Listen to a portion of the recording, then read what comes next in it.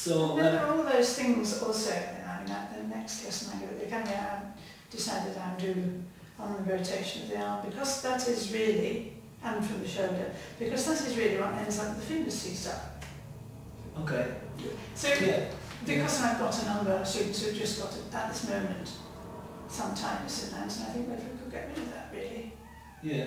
It's not an instant success. You're not treated and you walk out. You walk out with your body knowing you could be doing it differently. Yeah. But it's very cumulative, isn't it? Yes. And like the more lessons you have, it kind of builds up. And yes.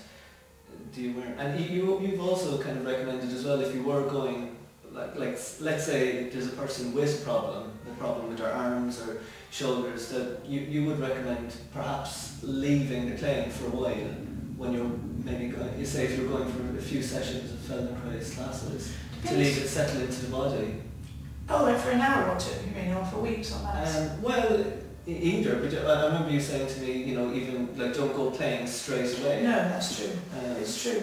Because if you played an instrument for a million years, you know, or even 20 years, the body sets itself in a particular way, and over the years it's been less than helpful, because it gets to be tight up here, which affects here, the collarbone, and it's inevitable. So the lesson then would enable that to undo itself. But if you pick up the instrument straight away to perform, I think you can try it out. Yeah. But to perform, where you have to just get on with what you're doing, then I think that's dangerous. I suppose we go into autopilot, and autopilot links up with the way you've always played. Yeah, and it can hurt because you've let something go. Yeah. So you need, yes, ideally not to go and do a concert. Yeah. But you can fiddle about with the flute and see how does it feel different. Yeah. That's quite a good thing to do, I think. And what do you think is, say, the key problem areas that flute players suffer from? Just in the body, from your experience teaching, and then maybe also from your knowledge of Feldenkrais, where do you think we, you know, hold tension the most, or something that we nearly all of us do that could be improved? Where do you start? It's quite a lot, really. I think the balance, and they say in the Feldenkrais system, if there's a problem, the answer has to be in the pelvis. Yeah. And this may be true. That once you're balanced properly, you stand some chance. But if you pick up your arms, for instance, without using the support of your back to pick up your arms, you're going to end up with hand problems. And most of us do. Yeah. Pick up our arms in a way that is not supported by the torso. Yeah. Yeah. So that lessons would go towards doing that. Because I think most people, as I've taught, at some stage or another they get a problem in this shoulder or that shoulder, or sometimes it moves from one to the other. Yeah. Sometimes the neck won't turn around very easily because it gets stuck turned over this way. Sometimes the breathing, well, nearly always the breathing, backache, standing not in balance with the pelvis. Hands and this bit here, RSI. Yeah. Sounds like a disaster area, doesn't it? It Fortunately, don't all get it, and some don't get any of it.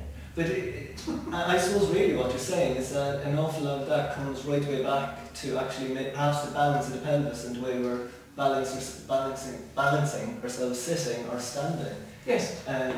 Because the pain will arise from different muscles having to work harder and of course from what I've noticed is like instantly when you do balance yourself a little bit better, the breathing is like so much better and easier. And sometimes it's like a secret that you wish you could tell people, if you just actually hold your body in this way, you're breathing. There isn't a secret like that, is there? Yeah. The secret is finding it in yourself. Yeah. Because as soon as you start to do that,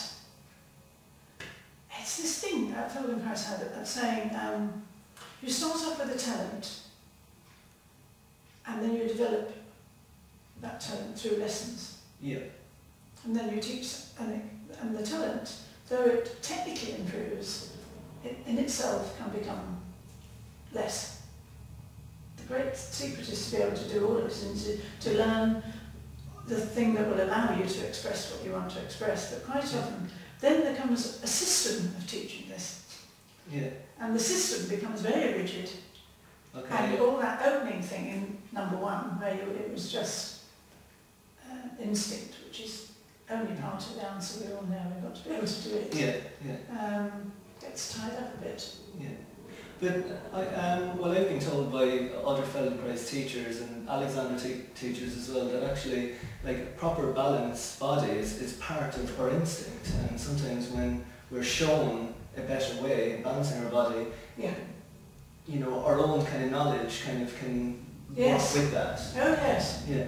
No, I think it is instinctive. It's not a system that's taught for you intellectually to understand. Yeah, yeah. But the brain informs the nervous system, informs your body what it can do. Yeah, it's true.